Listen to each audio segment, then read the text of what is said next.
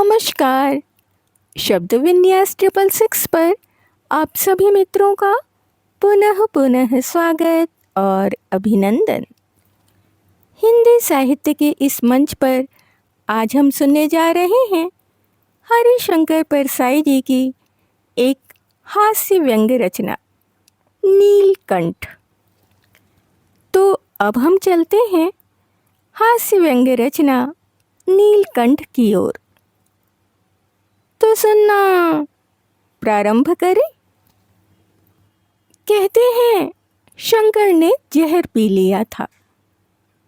जिस हलाहल की ज्वाला से चराचर सृष्टि अकुला उठी, उसे शंकर सहज ही पी गए। बड़ा अच्छा किया, बड़ी बहादुरी की।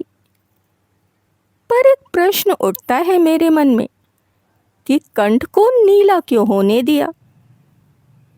जो इतने अलौकिक शक्ति संपन्न थे, वे यदि चाहते तो क्या कंठ का रंग हस्बे मामूल नहीं रख सकते थे? फिर चाहा क्यों नहीं? शायद इसलिए कि लोग कम से कम यह जान तो ले कि उन्होंने जहर पिया है। भला यह भी कोई बात है कि विष भी पिए और लोगों को मालूम भी ना हो। नीला कंठ दिखाने का लोभ शंकर से संवरित नहीं हुआ। वे विष तो पचा गए, रंग नहीं पचा पाए। रंग पचाना आसान नहीं है। मुझे तो संदेह है कि यदि कंठ नीला पड़ने का यकीन ना होता तो शायद शंकर विष पीने से इनकार कर देते। स्वेच्छा से विषपान करने में नीलकंठता एक बड़ा आकर्षण है। अपनी कोशिश यह होती है कि जहर तो कम से कम पिए, पर कंठ अधिक से अधिक नीला हो। और कोई तो गले पर नीली स्याही पोतकर नीलकंठ बने फिरते हैं। एक सज्जन स्वतंत्रता संग्राम में भाग ले चुके थे। हमारी स्वातंत्र्य सेना विजयी हुई। परंपरा है कि युद्ध में विजेता पक्ष विजित में लूटमार करता है, पर हमारे इस संग्राम में विजित पक्ष तो 7 समुद्र पार नए बम बनाने लगा। उसे कैसे जाकर लूटते? इसलिए विजितों ने एक नई परंपरा चलाई। अपने ही पक्ष में लूटमार करने लगे। उक्त सज्जन लड़ाई में पहली कतार में थे। इस नए शूर कर्म में अंतिम कतार में हो गए। कुछ हाथ नहीं लगा। तब वे बैठे बैठे घाव दिखाकर सहानुभूति अर्जित करने लगे। स्वतंत्रता संग्राम ने कुछ लोगों को निठल्लेपन के संस्कार भी दे दिए थे। ये मजे में बैठे बैठे कष्ट भुगतने लगे। लोग कहते, वह बेचारा बड़ी तकलीफ उठा रहा है। वे सुनते, बड़े प्रसन्न होते। ऐसा आनंद और गर्व अनुभव होने लगा कि यदि कहीं कोई काम धंधा मिलता तो भी वे नहीं करते। स्वातंत्र्य शूर नौकरी कैसे करे? विक्टोरिया क्रॉस वाला किसी सेठ के फाटक पर पुरानी वर्दी में चौकीदारी कैसे करे? कुछ दिनों में घाव भर गए और उन्हें देखने वाले कम हो गए। तब उन्होंने एक अच्छी नौकरी कर ली। आदमी की मृत्यु पर सिर मुड़ाने के और चाहे जो कारण हो, एक यह तो है ही कि दुख स्पष्ट दिखे और उसे समाज में मान्यता मिले। सिर मुड़ाकर अजब धज बनाए जब कोई परिचित मिल जाता है तो इस बेचारे के हृदय में चाहे उस क्षण आनंद हिलोरे ले रहा हो, पर उसे देखकर यह एकदम मुंह गिरा लेता है। पूछता है बड़ी गंभीरता से, गोकी यह जानता है। क्यों भाई, सब कुशल तो है। भैया, माता राम नहीं रही। उसे अभ्यास से बजा हुआ उत्तर मिलता है। वह मुंह और लटका लेता है। राम राम भैया, बड़ा बुरा हुआ। क्या बीमारी थी?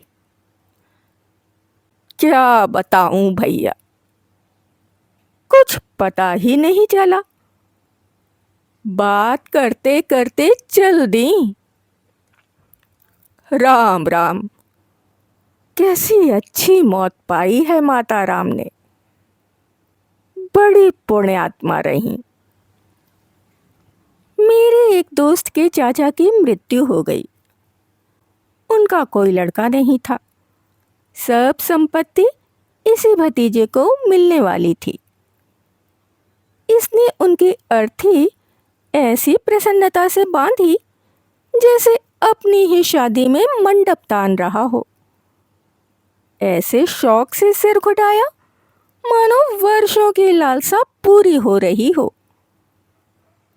शाम को वह मेरे साथ घूमने निकला। रास्ते में जो परिचित मिलता उसी से वह उदास मुंह बनाकर कहता, भैया, तुमने तो सुन ही लिया होगा, हम पर वज्रपात हो गया। परिचित आगे बढ़ जाता तो वह फिर प्रसन्न हो जाता। पुनः कोई मिल जाता तो अद्भुत तत्परता से वह दुख ओढ़ लेता और कहता, आपने तो सुन ही लिया होगा, हम पर दुख का पहाड़ टूट पड़ा। हमें 8-10 परिचित मिले। उनमें से किसी ने वज्रपात और पहाड़ टूटने की बात नहीं सुनी थी। उन सब को मेरे दोस्त ने यह बात सुनाई। अजब चस्का होता है दुख का। फोड़ा बड़ा दर्द होता है, पर फोड़े को दबाकर छेड़कर भी तो दर्द का मजा लेते हैं। इसे मीठा दर्द कहते हैं। कहते हैं दांत खुजाने का आनंद ब्रह्मानंद की कोटि का होता है। हम ठीक नहीं कह सकते क्योंकि हमें कभी हुई नहीं। यद्यपि स्नान के हम बहुत कायल नहीं हैं। ऐसे दर्द का चस्का जब लग जाता है तो आदमी उपाय करके फोड़ा उठाकर उसका मजा लेता है। फिर तो दर्द व्यसन हो जाता है और इसी से प्राण रस भी मिलने लगता है। एक भले आदमी को मैं जानता हूँ जिन्हें दर्द का चस्का लग गया था। एक आदमी उनसे 200 रुपए ले गया। साल बीत गया पर उसने रुपए वापस नहीं किए। अब उन्होंने रोना कुड़ना शुरू किया। एक विचित्र बात देखी। रोने कुड़ने के बाद उनके मुख पर बड़ी प्रसन्नता, बड़ी ताजगी आ जाती। चेहरा खिल उठता। कर्जदार ने एक दिन उनसे कहा कि हर माह 50 के हिसाब से मैं आपको 4 माह में रुपए चुका दूंगा। वह 50 रुपए तुरंत देने लगा, पर ये सज्जन लेने को तैयार नहीं। कहने लगे, नहीं भाई, हम ऐसा नहीं करते। जैसे 200 ले गए थे वैसे ही दे जाना। वह मान गया और फिर कभी नहीं आया। इधर ये भले आदमी हर मित्र के सामने दुखड़ा रोते। जब कोई कहता, आपको लोग बहुत तंग करते हैं, आप बड़ा नुकसान उठाते हैं, तो ये बड़े प्रसन्न हो जाते। मुझे बड़ी देर बाद समझ में आया कि उन्होंने रुपए क्यों नहीं लिए।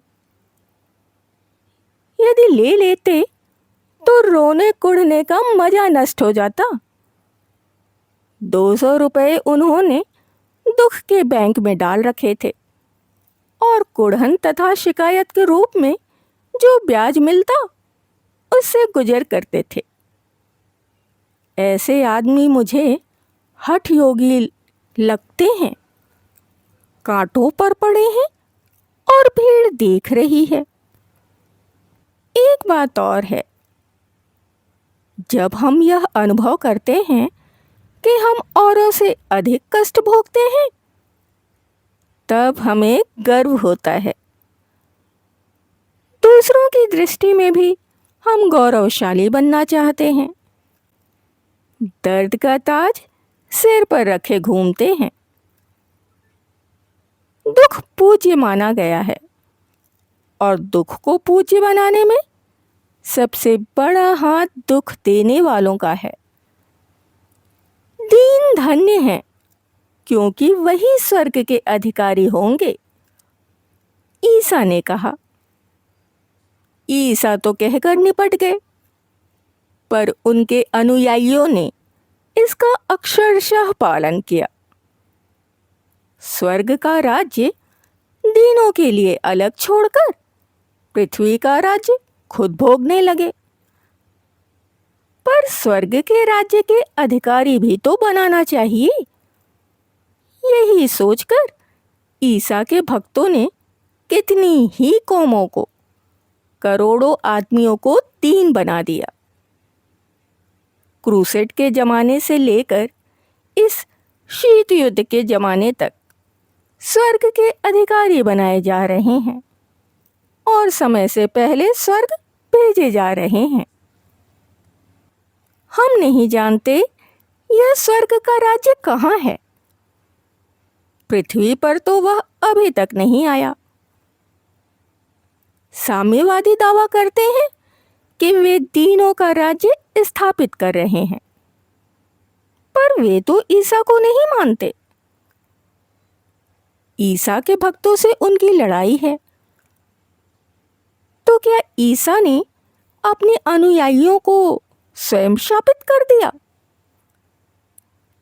क्या अपने वचन को पूर्ण करने का कार्य उन्हें सौंपा है जो ईश्वर के अस्तित्व को ही नहीं मानते? कुछ नहीं कहा जा सकता। अभी तो दुख पूज्य ही है। संपन्नता दिखाने की जितनी तीव्र हवस होती है, उससे कहीं अधिक गरीबी दिखाने की होती है। जो दुख की केवल जय बोलते हैं, कहते हैं कि दुख आदमी को महान बनाता है, ये सरासर धोखा देते हैं। दुख आदमी को बड़ा भी बना सकता है और नीच भी।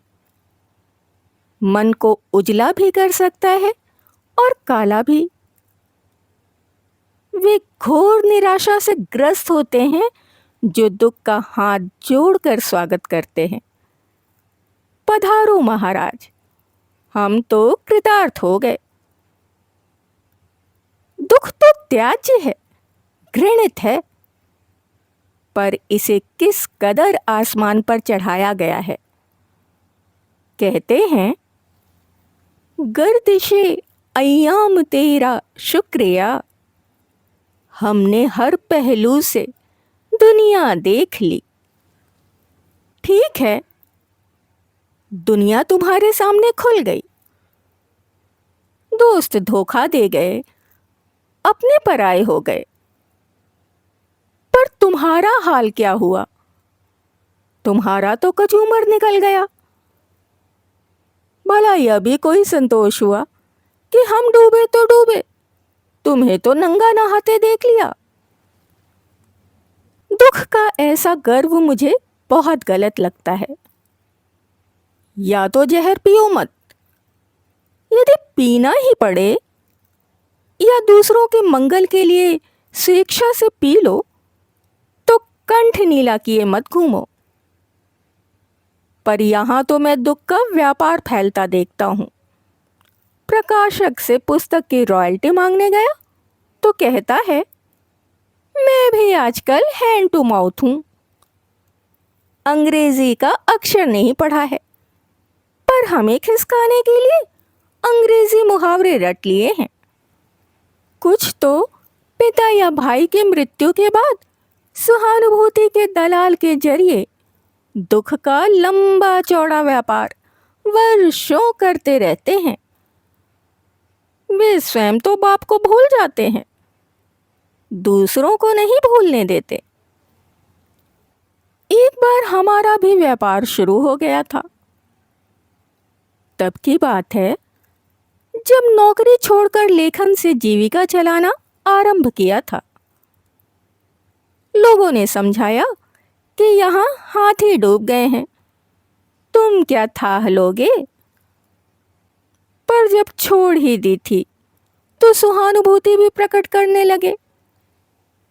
कुछ पेशेवर सहानुभूति प्रदर्शक होते हैं, पता लगाते रहते हैं कि किस पर क्या विपत्ति पड़ी है। किसी किसी का तो चेहरा भी ऐसा होता है कि मालूम होता है इन्हें सरकार से मातम पुरसे के लिए वेतन मिलता है। मेरे बारे में चिंताएं प्रकट की जाने लगी। बड़ा दुख उठा रहा है बेचारा।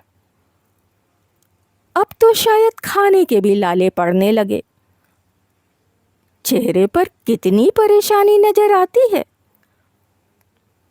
बात उल्टी थी। उन दिनों मुझे पाठ्य पुस्तकों से 2000 इकट्ठे मिले थे और मैं मजे में जी रहा था। पर यह भी सही है कि मेरे मुख पर कष्ट और परेशानी के भाव रहे होंगे। बात यह थी कि मैंने यह सोचकर कि अब जाने कब नया जूता प्राप्त होता है, एक नया जोड़ा पहन लिया था। यह बुरी तरह काटता था। बस यही एक दुख था। मैं जूते को छोड़ नहीं रहा था।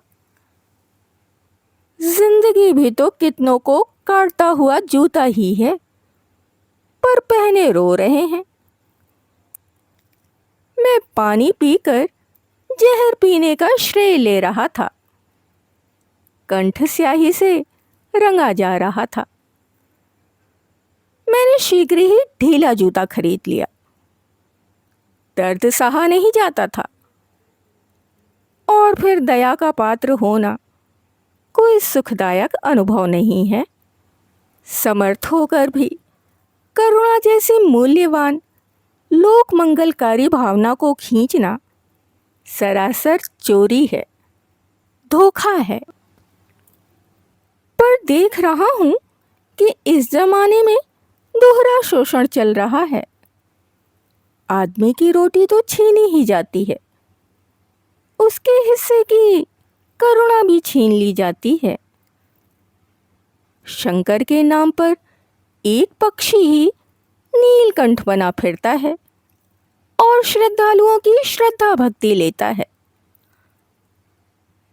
आसपास नीले कंठ के परिंदे उड़ते देखता हूँ और इनकी भीड़ में वास्तव में विषपान करने वाला बेचारा किसी कोने में दुबका खड़ा रहता है।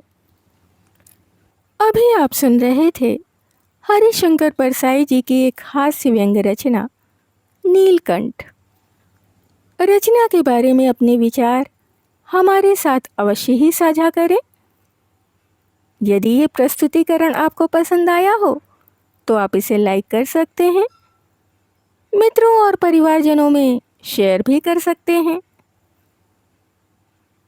जो भी सदस्य पहली बार चैनल पर आए हैं वो चैनल को सब्सक्राइब कर लें और बेल आइकन को दबाना बिल्कुल भी ना भूलें। रचनाओं और उनके प्रस्तुतिकरण से संबंधित यदि कोई विचार, सुझाव, आलोचना या फरमाइश आपके पास हो तो उसे कमेंट्स के जरिए हम तक आने दें।